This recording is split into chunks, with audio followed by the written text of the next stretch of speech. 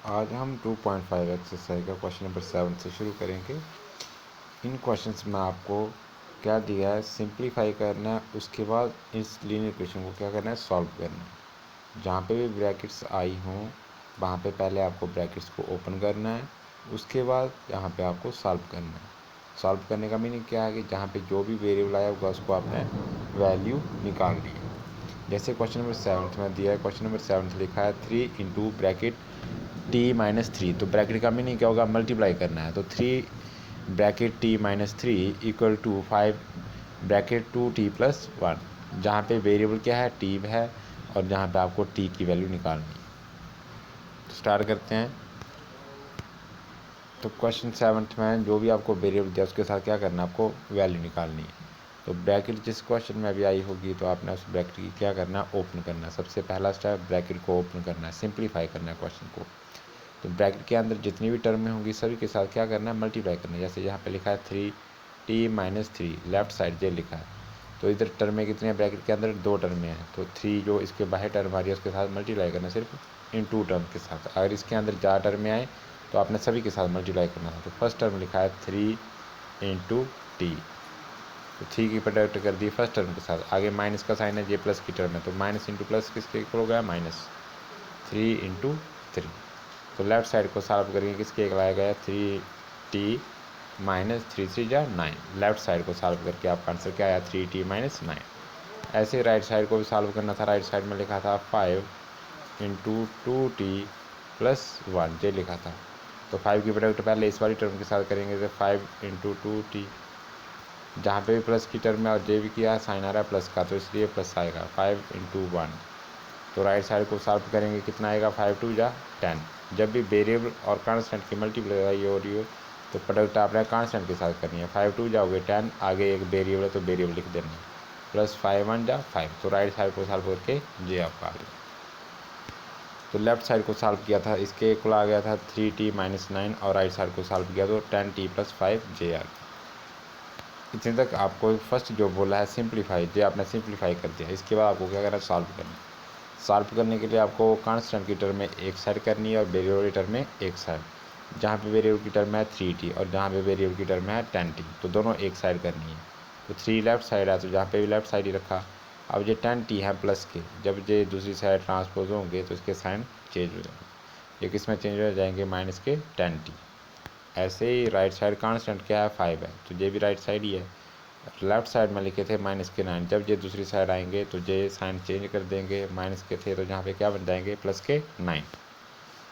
तो अब जहाँ पे एक टर्म प्लस की और एक है माइनस की, तो और 2 टर्में डिफरेंट साइंस की हो तो टर्म में क्या करनी है, सब्ट्रैक्ट करनी है। तो 10 में से 3 सब्ट्रैक्ट कर दिए, कितने आगे, 7t। 10t में से अगर 3t सब्ट्रैक्ट कर दें 7t आ जाते हैं। साइन किसका लगाना होता है, जो लार्जर टर्म हो। तो बड़ी टर्म 10 की थी और उसके साथ माइनस का साइन था, इसलिए आंसर क्या आएगा, -7t। जहाँ पे दोनों टर्में एक ही साइन की हैं, प्लस की हैं, तो दोनों टर्में ऐड करनी है। 9 + 5 कितने हो गए, 14 हो गए। अब लेफ्ट साइड में -7 क्या कर रहे हैं, मल्टीप्लाई कर रहे हैं। दूसरी साइड जाएंगे तो क्या करेंगे, डिवाइड करेंगे। तो t = 14/-7। अब जो न्यूमरेटर में टर्म लिखी है वो है 14 और डिनोमिनेटर में कितने लिखे हैं, -7। दोनों टर्में अनलाइक साइन की हैं, साइन इनके डिफरेंट डिफरेंट आ रहे हैं, इसलिए आंसर किस में होगा, माइनस में होगा। एक जैसे साइन होते न्यूमरेटर में भी और डिनोमिनेटर में, तब आंसर प्लस में होना था। 7 1 जा 7 और 7 2 जा 14, तो t किसके इक्वल आ गया, -2।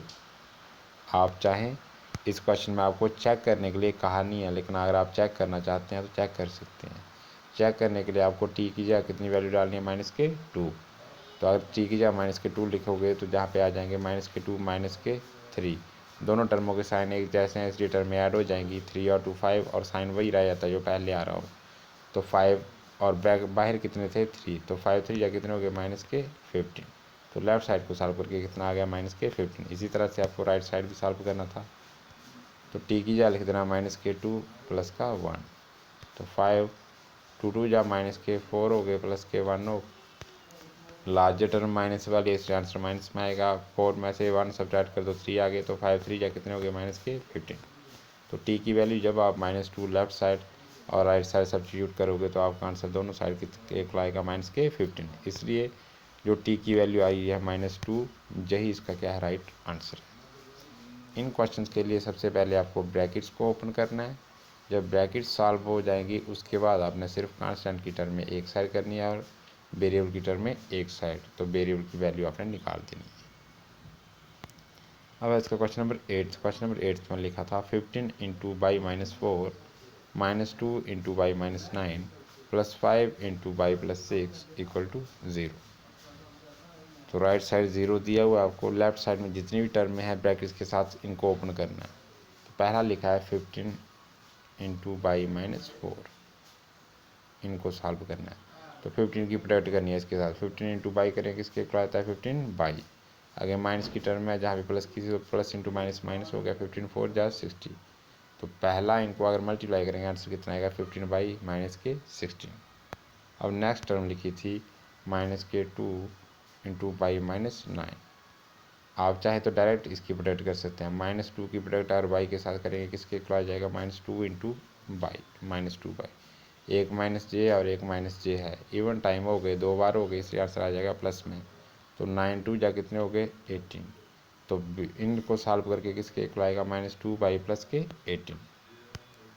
थर्ड थी 5 बाई +6, इनकी प्रोडक्ट करनी है पहले, 5 इंटू बाई करेंगे किसके इक्वल आ जाएगा 5 बाई, प्लस का साइन है बाहर भी प्लस है तो 6 5 जा 30। तो इनको सॉल्व करके आपका आ गया 5 बाई +30। सभी की प्रोडक्ट हो गई तो इनको लिख देंगे किसके इक्वल आएगा 15 बाई -60, इनको सॉल्व करके आया था। इन दो टर्मों को सॉल्व करके आया था -2 बाई +18। इन दो टर्मों को सॉल्व करके आया था 5 बाई +30। सभी प्रोडक्ट हमने ब्रैकेट्स को ओपन कर दिए हैं। इसके बाद आपको सिर्फ सॉल्व करना है। सिंपलीफाई हमने इनको कर लिया, इसके बाद हमने वेरिएबल वाली टर्म में लिख देते हैं और कांस्टेंट टर्म में एक साइड लिखते हैं। तो वेरिएबल वाली टर्म में आ रही है 15 बाई 2 बाई और 5 बाई, जो आ गई वेरिएबल की टर्म में। कांस्टेंट टर्म क्या थी -60 थे, प्लस के 18 थे और प्लस के 30 थे, वो लिख दिए इक्वल टू 0। तो ऐड वाले कर लेते हैं पहले प्लस वाली टर्म में, 15 बाई में अगर 5 बाई ऐड करोगे कितने हो जाने 20 बाई -2 बाई। अब लिखा है -60 जहाँ पे -60 लिखा है, प्लस की जो टर्म में थी कांस्टेंट 30 में अगर 18 ऐड करोगे तो 48 हो जाएगी इक्वल टू 0। इस स्टेप में जो आपकी वेरिएबल वाली टर्म में रह गई है वो है 20 बाई -2 बाई। तो 20 बाई में से 2 बाई सब्ट्रैक्ट करेंगे कितने आ जाएंगे 18 बाई। बड़ी टर्म प्लस की है तो इसलिए आंसर किस में आएगा प्लस के 18 बाई। जहाँ पे कांस्टेंट टर्म है -60 और एक है प्लस के 48, दोनों के साइन डिफरेंट है इसलिए टर्म में क्या होनी है सब्ट्रैक्ट होनी है। बड़ी टर्म कौन सी है माइनस की, इसलिए आंसर किस में आना है माइनस में। तो आंसर कितना आ जाएगा -12। तो कांस्टेंट को सॉल्व करके कितना आ गया -12 इक्वल टू 0। अब आप वेरिएबल वाली टर्म में एक साइड करो, कांस्टेंट टर्म में एक साइड। तो 18y इक्वल टू, जब जे कांस्टेंट दूसरी साइड जाएंगे तो क्या हो जाएंगे इसके साइन चेंज हो जाएंगे। 0 में अगर आप दूसरी साइड जाएंगे तो 0 में कितने ऐड करना पड़ेगा क्या आपको प्लस के 12, तो विच इक्वल टू 12 आ जाएंगे। तो इसलिए यहाँ पे क्या लिखा है 12 लिखा है। अब 18 लिखा था 18y इक्वल टू 12, बाई के साथ ये कांस्टेंट क्या कर रहा है मल्टीप्लाई कर रहा है, इसलिए जब ये दूसरी साइड जाएंगे तो क्या करेगा डिवाइड करेगा। ऊपर आगे न्यूमरेटर में 12 आ गए अपान 18 आ गए। अब ये दोनों इवन नंबर है किसके टेबल में आते हैं 2 के टेबल में आते हैं, तो 6 2 या 12 और 9 2 या 18। अभी y की वैल्यू क्या आ रही है, y आ रहा है 6/9। अभी ये दोनों किसके टेबल में आते हैं 3 के टेबल में आते हैं, इसलिए 3 2 जा 6 3 3 जा 9, तो y इक्वल टू 2/3। तो जो हमें वेरिएबल दिया था उसकी वैल्यू निकाल ली हमने, कितनी आई y इक्वल टू 2/3। इस तरह से आपने इस क्वेश्चन को सॉल्व करना है। क्वेश्चन को सॉल्व करने के लिए जो हमें लेफ्ट साइड में ब्रैकेट्स दी थी सभी की प्रोडक्ट करनी है, जैसे यहाँ पे किया। जहाँ पे आप डायरेक्ट भी कर सकते हैं या फिर माइनस को कॉमन लेके पहले मल्टीप्लाई कर दो, 2 की प्रोडक्ट y के साथ कर दो 2 बाई आ जाएगा, -9 × 2 कर दोगे 18 आ जाएगा, फिर माइनस के साथ ओपन करेंगे तो सेम वही आंसर आएगा अगर आप डायरेक्ट इसको ओपन करोगे।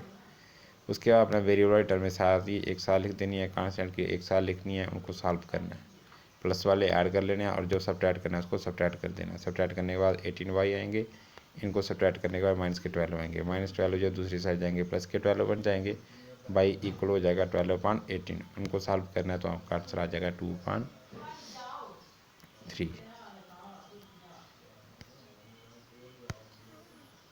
तो इस तरह से हमारा जो क्वेश्चन कंप्लीट होता है। क्वेश्चन नंबर 9 आपने क्वेश्चन नंबर 8 को देख के खुद सॉल्व करना है। Try to solve question number 9। अगर आपसे सॉल्व नहीं होगा तो आप मुझे मैसेज कर दीजिएगा, मैं इसको सॉल्व कर दूंगा। अब है क्वेश्चन नंबर 10। क्वेश्चन नंबर 10 में आपको जे भी क्वेश्चन सेम उसी की तरह, बस जहाँ पे क्या दिया पॉइंट में आपको मल्टीप्लाई की है। जो मल्टीप्लाई के लिए कहा है वो कौन सी फॉर्म है, डेसिमल की। जैसे फर्स्ट जहाँ पे दिया है 0.25 into 4f-3 equal to 0.05 into 10f-9। अगर जहाँ पे आपको डायरेक्ट, अगर आपको डेसिमल वाली प्रोडक्ट आ जाती हो तो आप डायरेक्ट डेसिमल की प्रोडक्ट कर सकते हैं। अगर आपको डेसिमल की प्रोडक्ट नहीं आती हो तो आपने क्या कर देना, पहले डेसिमल रिमूव करना है। डेसिमल की प्रोडक्ट क्या करनी होती है आपने, जैसे ये लिखा है 0.25, अगर इसकी प्रोडक्ट 4 के साथ की जाए तो कितने आते हैं। जो पहले 24 है, 5 4 या 20 हो गए, 4 2 या 8 और 2 10 हो गए। इसके बाद क्या, जहाँ पे पॉइंट है तो जहाँ पे क्या लगा देना होता है पॉइंट, तो आ जाना था 1। जितने डेसिमल के बाद डिजिट आ रहे हो मल्टीप्लाई में, उतनी डेसिमल के बाद वो डिजिट रहने चाहिए। उतने डेसिमल पॉइंट डिजिट्स के बाद क्या लगा देना था आपने, डेसिमल। जहाँ पे 2 डिजिट्स के बाद डेसिमल है, जहाँ पे 2 डिजिट छोड़ के डेसिमल लगाना पड़ेगा। अगर आपको प्रोडक्ट नहीं आती हो डेसिमल की तो पहले आपने रिमूव करना है डेसिमल। तो फर्स्ट स्टेप में हम क्या रिमूव करें, इसका डेसिमल। तो अगर डेसिमल रिमूव करना हो तो आपको पहले डिजिट लिखना है। जैसे ये लिखा है 0.25, इसका डेसिमल अगर रिमूव करना है तो सबसे पहले आपने क्या देखना है, जहाँ पे नंबर क्या दिया है, 0 को बगैर डिजिट क्या दिया है। तो आपको एक्चुअल में जहाँ पे कितने दिए हैं 25, पॉइंट का नीचे क्या लगा देना है, डिनोमिनेटर में 1 लगा देना है। राइट साइड में डिजिट काउंट करनी है। ये आ गया फर्स्ट डिजिट और ये आ गया सेकंड डिजिट। कितने डिजिट हो गए, 2 डिजिट हो गए। तो आपने राइट साइड जितने डिजिट हों उतने क्या लगा देने हैं, 0 लगा देने हैं डिनोमिनेटर में। इस तरह से क्या मूव करते हैं डेसिमल। तो लेफ्ट साइड में जब हम डेसिमल को मूव कर रहे हैं तो किसके इक्वल आ गया 25/100। बाकी सेम जैसे प्रोडक्ट करने के लिए बोला है, ऐसे ही अगर हम राइट साइड में डेसिमल मूव करेंगे तो क्या लिखा था 0.05। तो जहाँ पे क्या लिखा है 0 को अगर 5 लिखा है, जा गया 5। इस पॉइंट का नीचे क्या लगाना होता है, 1 लगाना होता है। पॉइंट के बाद कितने डिजिट थे, एक जे है और दूसरा डिजिट जे है, तो कितने जीरो लगा दिए हमने 2। तो क्या बन जाएगा 5/100। इसलिए क्या लिखा है 5/100 इंटू सेम जो प्रोडक्ट हमें दी थी 10f-9। आप चाहें तो डायरेक्ट इनकी अभी प्रोडक्ट कर सकते हैं। आप चाहें तो पहले, क्योंकि ये सारी चीज़ें क्या हैं कॉमन में हैं, ये भी पूरी टर्म बाहर है ब्रैकेट से, इसलिए हम इनको सॉल्व कर सकते हैं। तो 100 कहाँ है, डिनोमिनेटर में। दूसरी साइड जाएंगे तो कहाँ जाएंगे, मल्टीप्लाई में। 100 जहाँ पे डिवाइड कर रहे हैं लेफ्ट साइड में, इक्वल टू क्रॉस करेंगे तो दूसरी साइड क्या करेंगे, मल्टीप्लाई। इसलिए जितनी भी टर्में होंगी सभी को मल्टीप्लाई करेंगे, इसलिए ये कहाँ जाएंगे, न्यूमरेटर में। तो जे वाला 100 इस 100 से क्या हो गया, कैंसिल हो गया। इसके बाद टर्म में क्या बच जाएंगी, 25 into 4f-3 equal to 5 into 10f-9। आप चाहें तो अभी भी जे 5 जहाँ पे मल्टीप्लाई कर रहे हैं दूसरी साइड जाएंगे तो क्या करेंगे, डिवाइड करेंगे। तो 5 1 जा 5 हो जाना था, 5 5 जा 25 हो जाना था। तो जहाँ पे 5 रह जाने थे, आप ऐसा भी कर सकते थे। अगर ऐसा नहीं करना है तो डायरेक्ट यहीं से सॉल्व कर दो फिर। तो अगर 100 ये दोनों 100 कैंसिल हो गए तो फिर जो टर्में रह जाएंगी क्या रह जाएंगी, 25 into 4f-3 equal to 5 into 10f-9। अभी भी इनको डिवाइड किया जा सकता था। तो अगर नहीं करना है तो फिर ऐसे प्रोडक्ट कर दो, फिर इनके क्या कर देना, अब हमने ब्रैकेट्स को ओपन करना है। अभी ये हमारे क्वेश्चन बिल्कुल पिछले क्वेश्चन की तरह बन गए हैं। अब सिर्फ हमने ब्रैकेट्स को ओपन करना है। तो 25 के साथ इसकी प्रोडक्ट कर देनी है 4f की, तो आ जाएगा 24 इंटू 4f, 5 इंटू 4f। आगे माइनस का साइन है, माइनस लगा दी 25 इंटू 3 इक्वल टू का साइन है, इक्वल टू लगा दिया। 5 की 10 के साथ प्रोडक्ट कर दी, 5 इंटू 10f, माइनस का साइन आ गया 5 इंटू 9, वही लिख दिया जहाँ पे सिर्फ हमने ब्रैकेट्स को ओपन किया है। तो 25 4 जा 100f, माइनस का साइन है, माइनस लगा दिया 25 3 जा 75, 5 इंटू 10 50f हो गया, माइनस 9 5 जा 45। अब जहाँ पे जो वेरिएबल की टर्म है वो एक साइड कर दो। तो 100f आ गया, लेफ्ट साइड था। ये राइट साइड से ट्रांसपोज होंगे, दूसरी साइड आएंगे तो साइन चेंज कर देंगे। जहाँ पे ये प्लस की टर्म है, जहाँ पे क्या बन जाएगी माइनस, तो क्या लिखे जाएंगे माइनस के 50f। राइट साइड बचा था माइनस के 45, लेफ्ट साइड में था माइनस के 75। जब ये दूसरी साइड जाएंगे तो क्या बन जाएंगे प्लस के 75, इसलिए जहाँ पे प्लस 75 लिखा है। तो जहाँ पे एक टर्म प्लस की है एक है माइनस की, तो टर्म में क्या होंगी, सब्ट्रैक्ट होंगी। तो कर दो 100f में से 50f सब्ट्रैक्ट करोगे कितने f रह जाएंगे 50। साइन किसका लगाना था, जो बड़ी टर्म थी, बड़ी टर्म 100 है तो आंसर आ गया प्लस के 50f। जहाँ पे भी एक टर्म प्लस किया एक माइनस की, तो टर्म में क्या होनी है, सब्ट्रैक्ट होनी है। तो 75 में से 45 सब्ट्रैक्ट करोगे कितने आ जाएंगे, प्लस के 30, क्योंकि बड़ी टर्म प्लस की है। तो f किसके इक्वल आ गया, f आ गया जहाँ 50 मल्टीप्लाई करें तो f किसके इक्वल आ जाएगा 30, राइट साइड था। 50 जब इक्वल टू क्रॉस करके दूसरी साइड जाएगा तो ये करेगा डिवाइड, ये जीरो आपस में कैंसिल हो गए।